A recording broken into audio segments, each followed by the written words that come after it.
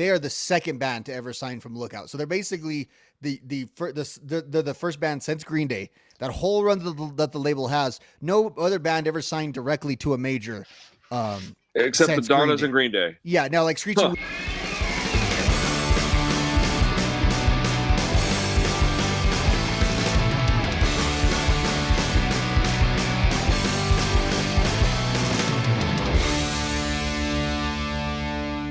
So, okay. I got a couple of things I want to say. I want to let you take over after that because I think you have a lot of information. So, June 8th of 1999, that's a couple of weeks from now, it'll be hitting its 25th anniversary for the Donnas Get Skintight. It is 14 songs, 38 minutes. Dude, I'm telling you, this is a rip-roaring good time. I didn't go like necessarily like song per song like I usually do because I was just listening to it and enjoying it. Honestly, I just kind of forgot to write stuff down, but I did write a couple of things. I put down that the guitar playing on this record is surprising for young people in general, but for it to be from some young ladies, I think is even more shocking because, well, I don't know a lot of women that play guitar personally, and it's just gonna sound weird, but I have this like idea that women's hands are a little smaller than men's, just on average, and playing guitar with smaller hands is tough. So I don't know. I don't mean that to sound like a backhanded compliment. It's a very direct compliment. Like the guitar playing on this record is fantastic. You can hear a lot of influences from Ramones all the way to Kiss on this record, and the lyrical content I think is super super fun. It's very very raunchy, teen comedy style, very sexual, very very dirty. I like it. The Donnas are a great band in that respect. So. My opinion of the band in this record is that it's very, very good. It's real easy to get through. It's a very quick listen. That being said, I want to hear what you have to say because I think you're about to talk about some stuff I don't know anything about. So a few things based on what you said. You talk about them, being young women, and that the term "young" is definitely applicable. They were. So when they wrote most of this record, either while in high school or right after being in high school, and again, it's their third record. So that's crazy. They are literally like three kids that got together in middle school to play like Battle of the Bands, and then ended up as this major labeled band. So they are actually that now. Wait, did that actually? Sorry, is that how they became a band? Well, no, I'm saying like they've been okay. I was middle school. Now they you're being literal. They did lose a Battle of the Bands like back in that time. It is like an origin story that they have hung on to because they were a lot better than the bands they were going for. But that's awesome. So yeah, they are super young. You talk about the style. It's very much, it's not Ramones core, because Ramones core is really your bands that are drawing the same conclusions as the Ramones. You're just doing what like the Ramones did. Where this is actually a take off of the Ramones. This is actually. Those Ramones core bands weren't really copying the Ramones per se. They were doing the same things that the Ramones were doing. This is actually taking from the Ramones, and in my opinion, where it kind of sits is more in. So like the Ramones, it's funny. They're so influential in hardcore. They're influential in pop punk. They're influential in indie music and in garage rock. So that's what this really sort of lends itself into, and probably objectively what it fits into would be like a garage rock band that leans heavily into its punk side. Now, the punk thing is really interesting with them because of all the bands we've talked about. Are they punk? Are they not punk? The one band that would tell you that they were absolutely not punk would be the Donnas. In fact, if the Donnas were anything, they were metalheads coming up. You talk about like that. That's very clear. The school band they had coming up, like they were in the early 90s. They were Metallica heads. They were into a lot of heavy metal, and they were into thrash. The 80s power metal. They were into both of those. So they had a band, I think it was called the Electrocutes was the name of the band they were in before. So nice. The Donnas, here's the thing. The Donnas are a gimmick band, so to speak. They're not necessarily a joke band, but it's the same way that like Gwar is a gimmick band. The same way that all these bands. Now punk, we're used to the more natural, like, one-on-one kind of thing.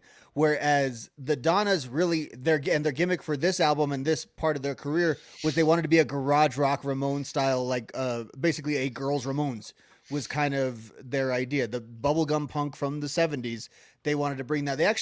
They connected with someone, and it was really weird because always with these female bands, people accuse them of being like puppets of someone else and stuff, and they kind of were not industry plants. not industry plants in that way.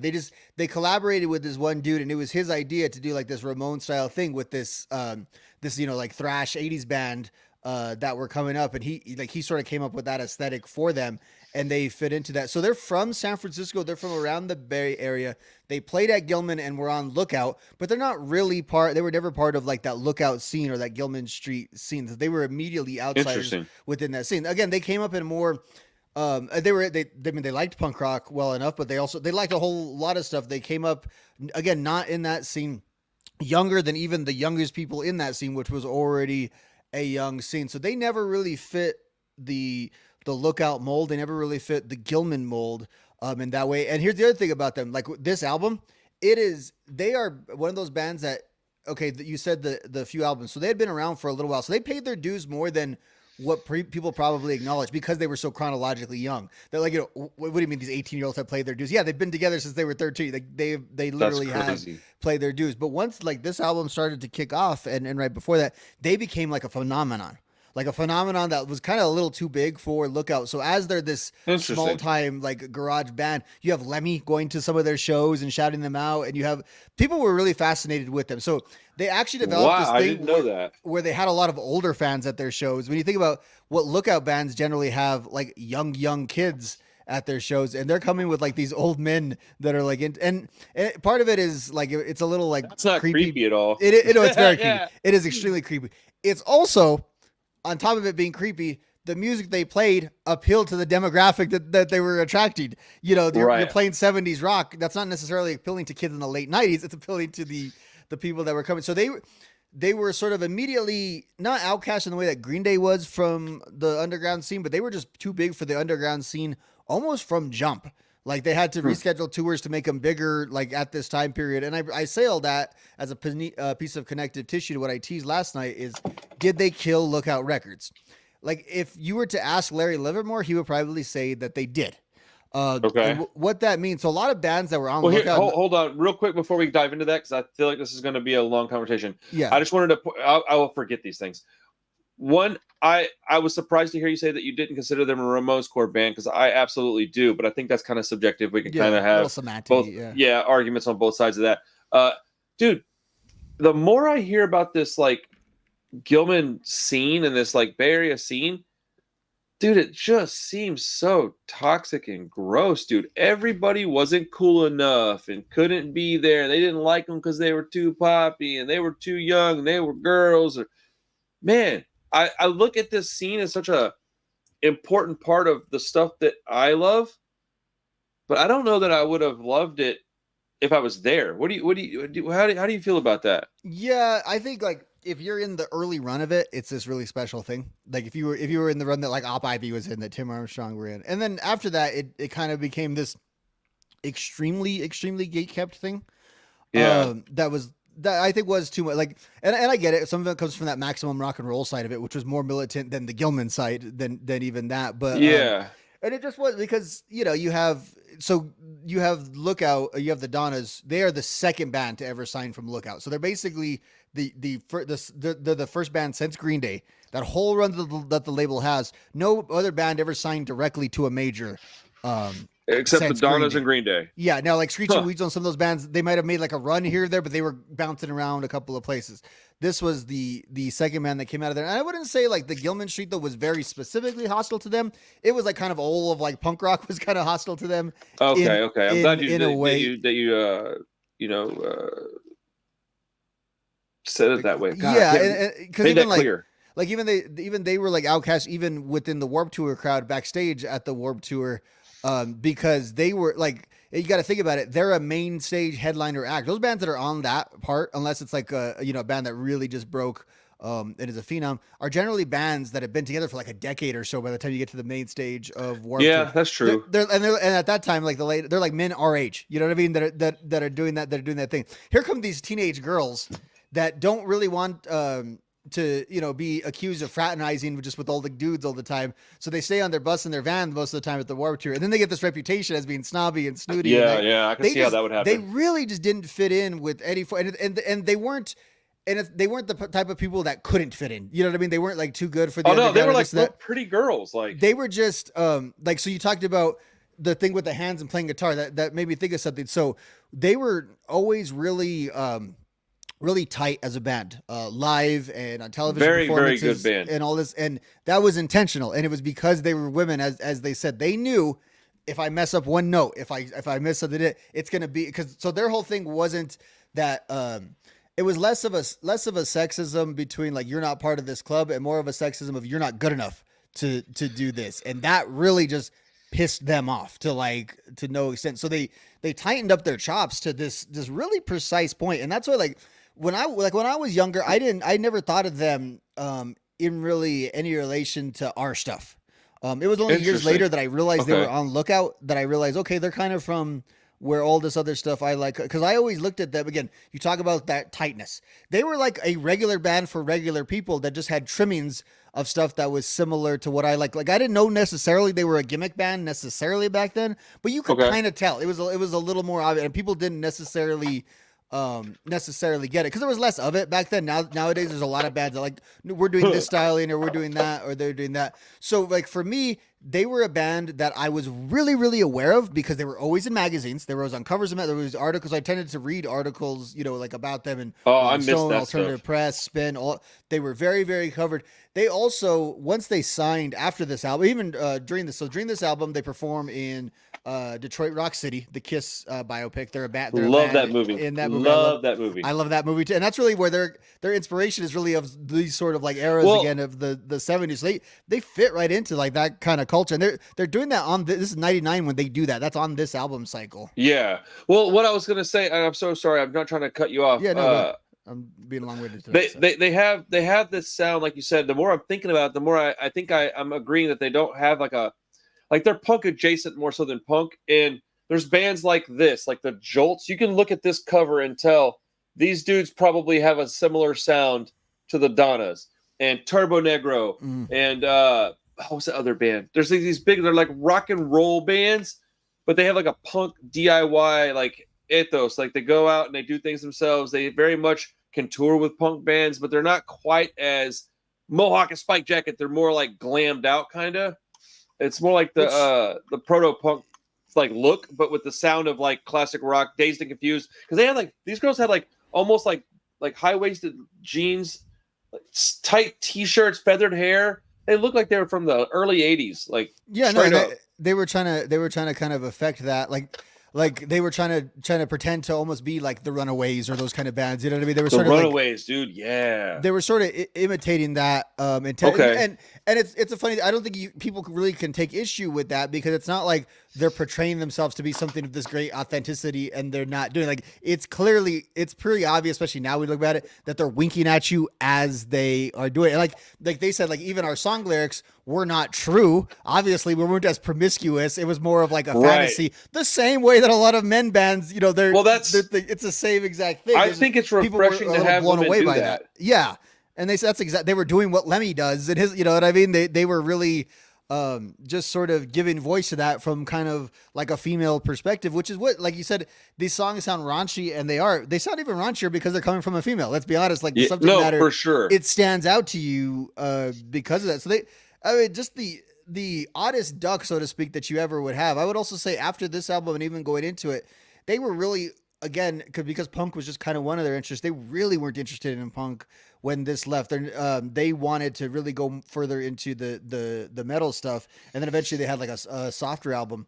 They have they got the Motley Crue cover on this, and they have another song. What song was it? Let me look at is it Searching the Streets?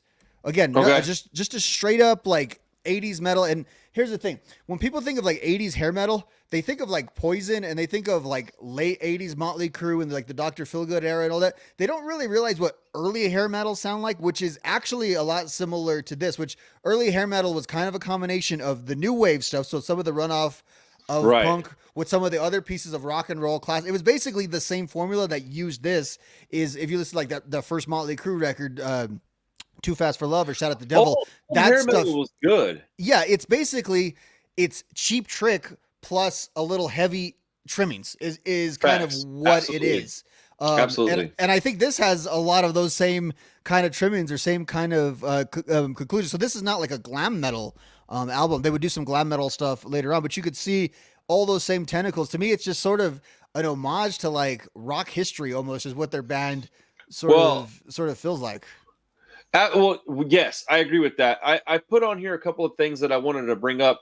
There's a song called "You Don't Want to Call." It's the first song on the album that like slows the pace down a little bit. Yeah. But it caught my attention like immediately, bro. It's like a Ramones-esque. But it's a ballad. It's really catchy. And excuse me. I wrote down that this album and it fits the conversation really well, which is why I wanted to interject for a second. The album reminds me of Dazed and Confused and Fast Times at Ridgemont High. It's really cool to hear music like this, especially with the lyrics, and they're talking about all this like young love and raunchy stuff from a female perspective. I'm glad that we're on the same page with that because I think that it's important, and it's so rare that it stands out even though it's very similar to stuff we already like. You know what I'm saying? And then the last thing I'll say before I let you get back to what you're saying is that I appreciate the addition of the cowbell all throughout this record. That's what makes it a rock record and not a punk record to me is that like it automatically turns into Blue Oyster Cult once it has the cowbell hitting. This one has so much in common with some of the lighter Swingin' Utters music. Yeah, which again would pull from similar pools that the Donnas were kind of pulling from on this. Now, real quick, just on the Lookout thing. So Larry Livermore, he exits in '97 from Look. He's the founder of Lookout, the guy who brings in Trey Cool, all of this stuff. Generally considered ally, Green Day, all this stuff. Yeah. Now he leaves Lookout in '90. No, he's such a cool like hippie old guy punk rocker. He literally just like rolls out of his crappy office one day and just be like, okay, I've done that. I don't want to do it anymore. I'm going to go live on my own. That's amazing, bro. Like, isn't that? And the guy apparently never really made that much money, even from running Lookout. Like, so he was always he was a bad businessman the whole time, but wow, he had an eye for talent. He was he obviously was a very, very good to find his little neighbor was going to be the drummer in Green Day. Like he was able to pick that out. He was a very good talent guy. Bad at business. Like Brett Gerwitz, great at business, great talent scout, all thing. Larry was bad at business, but he didn't actually run his business like a business, so it never went out of business, so to speak. You know what I mean? So it's sort of sustained on its own weirdness. Now he exits in '97, leaves it to Chris Applegren, who's his successor, who's like kind of the villain sometimes in the Lookout story because he's the guy that takes over and then it falls out. Well, of all the bands coming in, there was a lot of bands that Larry and him didn't agree on. Coming in. The Donnas was one of them. Larry didn't think the Donnas fit Lookout. Chris did. Chris's wife, Marie, who I think actually works with the label and was in another band that had seen the Donnas, actually ends up managing the Donnas. So now Larry, I think very correctly identified they didn't fit the Lookout band, so the Lookout crowd is not just going to automatically be super loyal to them. And he was pretty right about that. Now there was about 5 bands. None of those other bands made it. So that's why you don't know who any of those bands are, but you know who the Donnas are because they got so big. Now, the thing is with the Donnas is at that time, Lookout just starts doing not as well because pop punk didn't do as well for a little bit in the late '90s before like what we're going to talk about later on really resets everything. Everything quits falling off and the business practices aren't as good. They have a more expensive distributor, all this stuff. Lookout needs cash in the late '90s. So I think also to be fair to the guys running Lookout, like I said, even on the underground, the Donnas are such a phenomenon. They kind of had to chase that dragon. Like it was something that was in their backyard that they kind of they needed to as a business. Now, ultimately, the criticism from a lot of the other bands on Lookout is as the cash is going down, they're not being promoted. The Donnas are on soundtracks. The Donnas are on so the allegation from the other bands was that like the money wasn't going to them and the money was going to the Donnas. Now the guys in Lookout will say, no, there was just no money coming in. Like the Donnas were the Donnas were pretty self-sustaining on what they were doing. And but the Donnas sort of helped with the sort of professionalization of Lookout that kind of ultimately killed them. So the Donnas also become so crazy. One of the big villains in killing Lookout. It was Green Day and Op Ivy that killed Lookout, like officially, because once they pulled their back catalogs, then there was no money to be made, which the money that they weren't paying out. But so in the Livermore era, though, payments had always come, like the train still kind of ran on time in the Livermore era. Right when the Donnas come in and right when Applegren takes over is when those things fall down. So I don't think the Donnas have never been accused of doing anything necessarily negative to bring that downfall, but I do think it's not. Their presence wasn't a non-factor in bringing the label down Okay. But it's not the only factor. But that is why, That's because suddenly you crazy. had all this attention. You had this band that's getting, attention. Getting not only attention Well, from majors, but getting major type attention where you're on soundtracks, you're in movies, you're doing all dude, of this that stuff. creates a huge rift amongst like lifelong punkers. Just Like Ben Weasel's going crazy over this. Like when he's hearing about this, you know what I mean? Jealousy is a real disgusting thing, and I'm not like what's the word I'm looking for here? Like I'm not immune to jealousy. Yeah, But like I really stones, try to keep that stuff at bay because that feeling, those emotions will make you do really crazy, disgusting stuff. And I can only imagine the amount of grief that they were getting dealt during these times is my point. Yeah, and to kind of just put a bow on that, like they've talked about in later years, like they had the Donnas turn 21, which was on the major after this, and they actually gave vinyls to Lookout like throughout their careers. I don't know if they struck that kind of deal with them. I mean, again, vinyls in the early 2000s though didn't quite sell at the same rate that they would have. That's true. Later on, but they like that vinyl did come out on Lookout, and then they had their record that turned 21, Up All Night, turned 21 or whatever, and then the one Spend they the had Night was awesome. Spend the Night, yeah. The one they had after that. They wanted to drop the Donna persona because they had like a Ramones type of thing. They were all like Donna something like they dropped that and they had just like slightly more serious music, and for whatever reason it just kind of bombed out of the gate. I know there was a production because it's not what people wanted from them. Yeah, and there was a production issue on it too. So it was one of those first dual discs where they would have like a DVD on one side and a CD on the other, and so there was like a production plant error that cut off part of the album, which messed up the day one orders, which is back then was huge for radio play. That's crazy. So like this confluence of things, and then like they were just, we tend to find these bands that don't last very long in the majors usually had almost a full career before they got there. And I think the Donnas were kind of one of those bands. Like they were, even though people might have viewed them as this overnight success, they really weren't. So they talk about it like they wish they kind of just would have enjoyed it more in the moment because they had all these fans. They were being very successful, but just the climate they were in and the way that they were so defensive and had to be so on their, like they said they hated going, like interviewers would just ask them if they all got their period at the same time. And it was just like, it was, I can't imagine that. It was, they said it was just terrible. Like they endorsed everything. So because they didn't really have the punk ethos. So like they didn't care like what was selling out to them. Like they got offered to do the Budweiser commercial. They were like, hell yeah, we're going to do the Budweiser commercial. The only thing they wouldn't do was female only advertising, because they thought that would typecast them a little much as just like the girl band who does that. Like they wanted to probably a wise move. They wanted to be like a major, like player. So they were in like, the Target commercial or whatever. And they were really, you talked about the thing. They were in so many soundtracks back in the day. They were always in soundtracks. That's pretty awesome, and commercials. And that's where their music kind of fits to me. Like even this album just sounds like if you were making a soundtrack for like a punk rock movie, the band in the movie would probably be the Donnas, and it would just kind of sound like this. Like it's very in your face, it's very explicit, and it's also accessible at the same time. It's got a lot of similarities to Kiss. I kept hearing Kiss over and over and over and over in this record, dude. Like, yeah, I think they pull a lot. I'm not even complaining. I'm just making an observation. No, they pull a lot from that era. Obviously, they pull a lot. Like Kiss is. The funny thing about Kiss, I always say like they look cooler than they actually sound. Like if they 1,000,000%. if they actually sounded like they look, they'd be the greatest band ever. That doesn't mean they're a bad sounding band. Like their sound Kiss, though, they're all right. Is generic 70s rock. Like that's actually what they.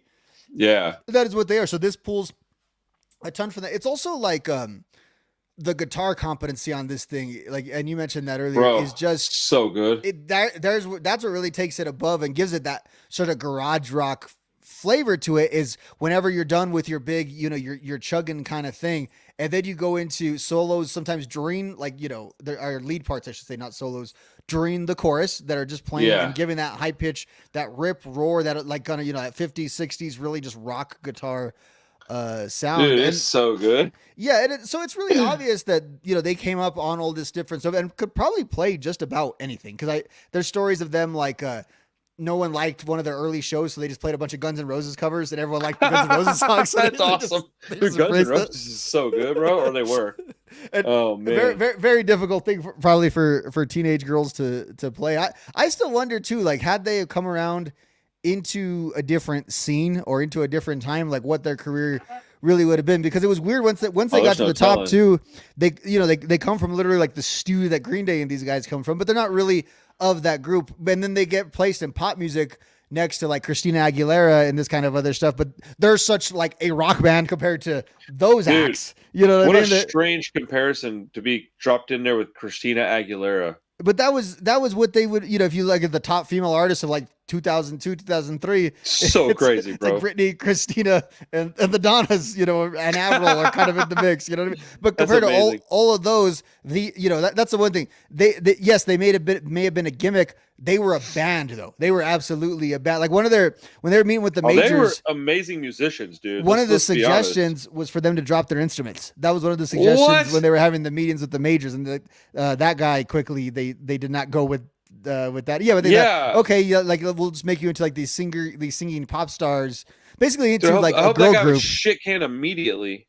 Yeah, but basically into like I think he's the guy that hired Christina Aguilera. They make a joke about that. That's why I mentioned. Good grief, dude, that's wild. Yeah, like think about it, because then the thing about that is like, okay, the Donnas didn't last long because they chose to. They actually ran a label for a while. That was kind of their weird way of getting back is they went into the underground and ran a label. That's pretty dope. Where the hell I was going with that whole point, but yeah, you see the let's say the disposableness. Like, how do they have wanted to go on? Assuming, like, think of the indie craze that happened in like the late 2000s and stuff like that, they would have probably fit right with like the Strokes and stuff. Oh, dude, they absolutely and the post-punk stuff. They would have fit into all that. If they were just four pretty girls that were singing, well, guess what? They're 21 this year. They'll be 26 in 5 years, and people won't be interested. Yep. You know what I mean? But if they're shredding their instruments, they do that until they decide they don't want to do that anymore. So that's crazy that they were told that maybe they should drop the instruments. Like I sincerely don't understand. Like what's the benefit that brings to the table? Like, what do you accomplish by getting them to drop the instruments? Because it's so obviously counterproductive, like detrimental to their like. I don't know, man. That blows my mind that you said that. Like, exactly. Yeah, the reason why those old men were finding them attractive and all that is because they were playing. They were a rock band. Like that is. Can you imagine like a drummer being like, "Dude, check that girl out, bro. She's so beautiful, and look how she just fucking kills it on the set. Like on that. I don't know what the terminology would be on the kit or whatever, right? Look how good she plays. Like, I mean, I noticed the guitar playing immediately. Like, yeah, and if they were just four singers, well, then you're just in the marketplace of pretty girls, and there's a million of them. Like I was going to say, if they were unattractive, do you think that they would have been told to drop the instruments? Of course not. That tells you all you need to know right there. Yeah, no, and for them, their attractiveness was always like the cherry on top, like that. And I think they wanted to make that like they didn't hide from that, and that was what they said. Like with the interview requests, the only thing they wouldn't do were like, because they did tons of photo shoots, they wouldn't do more like seductive type of photo shoots. For them, the appeal was more, it was just there. Like you had, and again, because they're doing the style that men usually do of like, no, we're here on conquest. We're here to take over. We're not necessarily here to be leered at. You're here to come with me is kind of their entire attitude.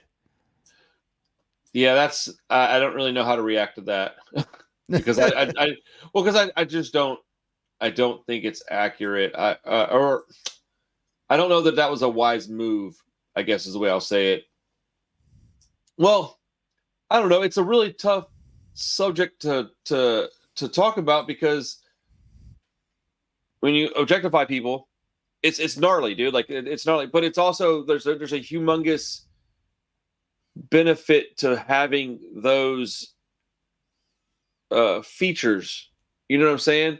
And it's like as the person that's involved in it, how do you approach that? Do you take the high road, quote unquote, and not do that? Or do you go ahead and use what you've got while you've got it and try to get ahead of the pack enough so that when that catches up to you, it doesn't matter.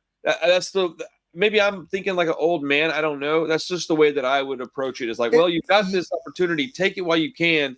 And then when time catches up to you, which it will do, it doesn't matter anymore. Now you've gotten the respect because it took the eyeballs looking at your cleavage to get you the ears to listen to your music. You know what I'm saying? I think it's what you want to be known for. Really, is probably what that comes. I don't want to say like someone who wants to get noticed for aesthetic things doesn't want to be, or there's no integrity in that. Like I don't like when that conversation gets framed as integrity versus non. I just think like with someone like the Donnas specifically, they wanted to be known as rock music. Like that's why like very very specifically they wanted that to be their legacy and how they're known to the world. So I think that's why they would have shied away from it a little. I think they wanted to earn their stripes and like the most, you know, like they didn't want that as to be maybe because people will say, oh, they're here because of that. I think was sure what it was. But that comes with the territory. You have to be willing to deal with that.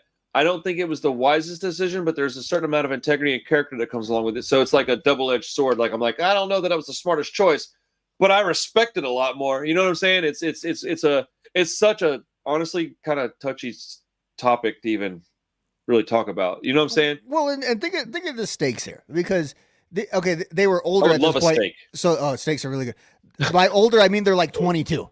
You know what I mean? That's so so you're ridiculous. You're trying to make these major career and life decisions with these corporations and it's like you can't even rent a car. That's gotta be yeah, dude. There's no way I would want to be dealing with that kind of pressure. I'm so glad that I'm just a fat guy that does. Yeah, underachievement has really paid off for me when I look and I break down some of the traps of success here. I just never have to worry about any of that. Yeah, dude, it's a wild thing. I appreciate this band quite a bit. And the more you're telling me about them, the more I'm realizing that I was on the right path. Because I'll be honest, dude, I got some grief for being a fan of this band. Whenever Spend the Night came out, what year did that come out, dude? Let me look that up real quick. I think it was early 2000s. It had to be. This was 99. Yeah. So 2002. So I was 20 years old. What else was I listening to back then? Obviously Rancid. Yeah, so I was like balls deep in street punk, right? But I couldn't help it, dude. It was so catchy, man. Like it was so well played, well produced, catchy, great lyrics. This is literally like the dude's best option for a lady band, in my opinion. Like it doesn't get better than this. Well, you have stuff like, have you heard Bandmade before? I think these dudes, like these gals, walked so Bandmade could run.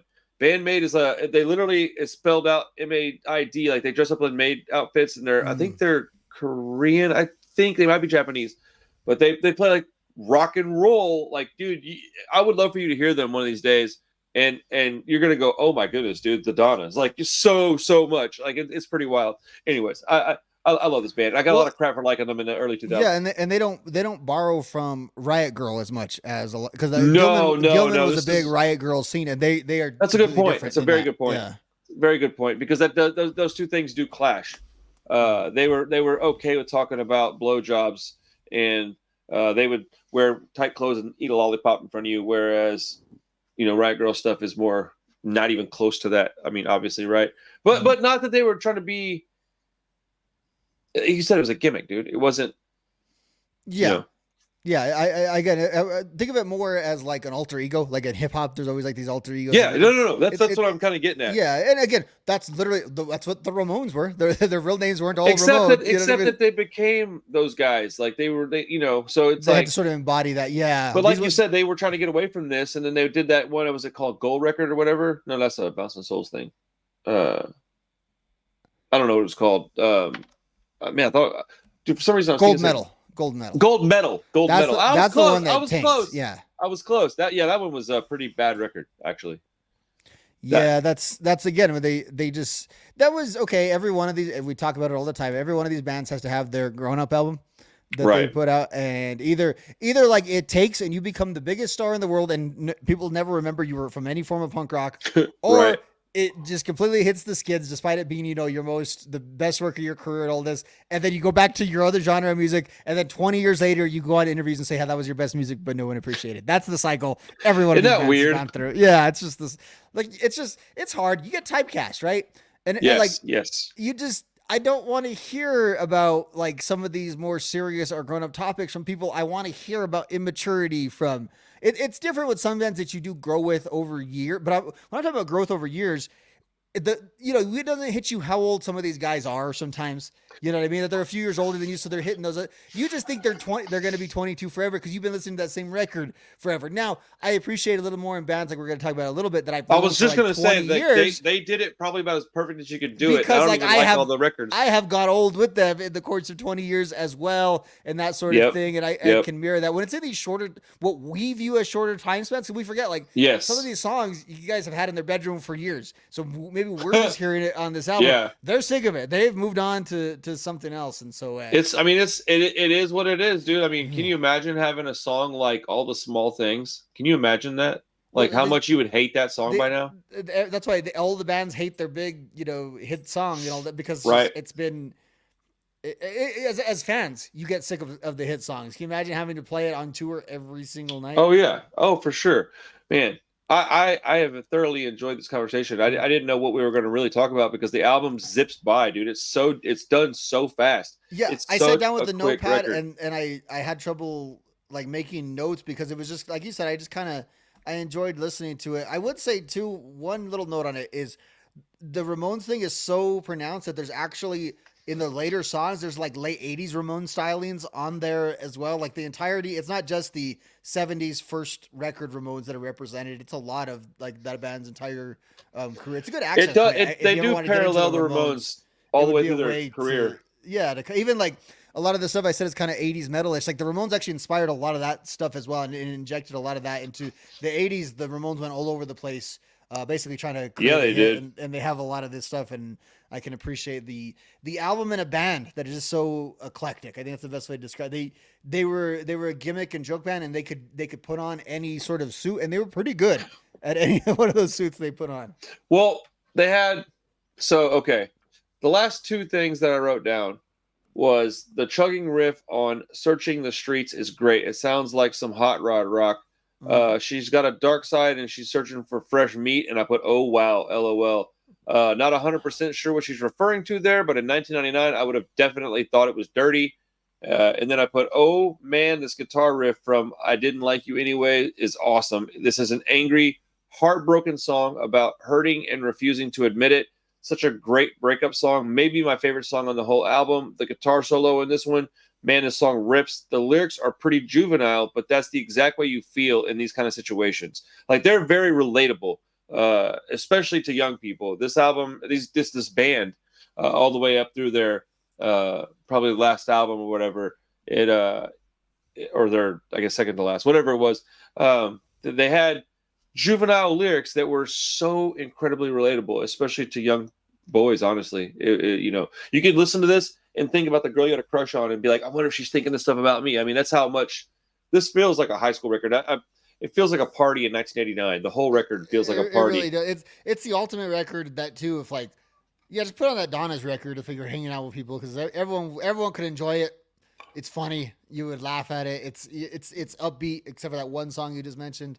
It's a good listen. Like I'm glad we did that. I would never have a reason to go back and listen to the Donnas if it wasn't for really having this conversation. So I'm kind of glad we did it because it's good and it should get its recognition. And I think like some of the stuff I mentioned about Lookout should be sort of just known because I think it's a piece of history that enters our world even though they're not really a big part of our world. Well, so just like when I brought up Weezer,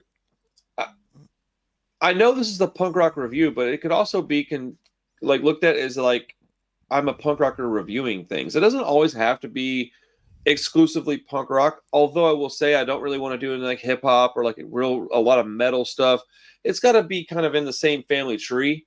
But dude, the Donnas need some recognition. And where else do they fit? Right? They're not going to fit on a metal channel. Maybe a classic rock channel, but not really. They fit on a punk channel. Weezer fits on a punk channel. This is subculture music that branched off the punk rock family tree, and I really enjoyed their music a lot. And I've been on like a Ramones core kick lately, which is where I was thinking about the Donnas, and so there's not a lot of lady-led bands out there that I like as much. Also, we did the dude. Why I keep wanting to say Riverdale's. Last week we did what was the Ramones? We did Pinhead Gunpowder. Yeah. Oh no, the week before that. Then we did what is the freaking band called? The Ramones core band we did. It wasn't It wasn't Riverdale's. God dang it! This is gonna drive me nuts. Hold on. Why can I not remember? Dude, my brain is just fried on We memory. did Jawbreaker, but I don't know if we'd consider them Ramones core. Teen Idols, dude. Oh, okay, yeah. I keep wanting to say Riverdale's, but my brain was going Riverdale's, but I was looking at the Teen Idols album cover in my head. So they had a lady in the band, was my point, is that they had a lady in the band who did a little bit of vocals, and I thought, that's really great. Donna's is just like full-fledged a female band, which I think is, I'm doing a women in punk video at some point, probably in the fall, and I'm a little worried that I'm going to fuck that up, but I'm going to put my best foot forward, and the Donnas will definitely get a mention in that video. I think all these bands my point is that some of these bands that were popular that aren't anymore deserve to get talked about, man. The Donnas need a spotlight, dude. This band is beloved. Yeah, and that's the thing. If you were popular and had a fall, it's almost like you didn't exist. So like some of the bands we listened to never got to that peak, so they never have like the big fall, and they just have the normal lifespan of the band. Right. Some of like if a band was big, we think of like, oh, what happened? You know what I mean? Or like, when nothing happened, they just kind of slowly declined in their enormous popularity, but they still probably make music. They're probably still involved to some degree. Yeah, like with the Donnas, I don't know. They turned 25. That's right. What happened. Yeah, they just one of them got a job at a real career. I don't know. Maybe she became a freaking lawyer or something. They're pretty intelligent by all accounts. They actually had there's a break in the album cycles early on because like getting out of high school, they had to make a decision, and they all decided to go to college for one half of a year just to put that. And it was funny because you can imagine like their parents were involved, like everyone had to meet together because it's these like 17-year-old girls like, hey, I know like we're on this like cool label and stuff, but what are we going to do with our lives? And again, it's not like you're one of these major pop acts that's going to, finishing school from home or something. So the collective made an agreement to go to college for like one half of a year that's amazing. To set that up. Before we wrap up on Donna's talk, how do you feel about this record? Did you get to listen to it this week? Yeah, I listened to it a few times. I would put it. I think it's for what it is. It's done extremely, extremely well. I think the songs are extremely fun. It's not. It's something I do feel is still more novelty though than like really great music in the sense that like I just want to put it on all the time and. So is that how you feel about bands like the Queers too? I'm just curious. The Queers I feel a little more. Not as critical of in that sort of sense. Yeah. I'm just curious. Yeah, I do it, and there's a lot of because that's like the exact description I have of the Queers, and not for the Donnas, but I was like, that's close enough though. Yeah, and it just to me the Donnas are enough of a gimmick and always kind of have been that I have to be sort of reminded of them and to be like I don't necessarily seek them out, and even listening to this again, probably not going to listen to it again honestly for a long while. I'm glad I did. I'm glad I have it fresh in my knowledge, but it's not something that necessarily piques my interest or is for me. Like I guess because I didn't get into it at the time. I think that kind of plays that'll make it real difficult to get extremely motivated to listen to it again. It's youth specific music. I think that's why like people who've never heard pop punk think you're crazy if you like it if you're around our age versus if you've heard it since kind of the inception or when it came out or when you were younger, it doesn't have quite that same weird connotation to it. Well, I was definitely a fan of this band back when probably not around this album. I think Turn 21 is when I really was introduced to them. I don't think I heard Get Skintight till later, to be honest about it. But I was a fan of them around this era. Like definitely when Spend the Night came out, I already knew who they were. I'd already seen them play. I think I already had Turn 21, which I don't think is even close to as good as this album. I think this album is superior. And I think Spend the Night is probably better than all of them. It's just it's so well produced. It's a lot more polished. It's like comparing Enema of the State to like Dude Ranch and Cheshire Cat and stuff. So we'll be talking about that in just a second.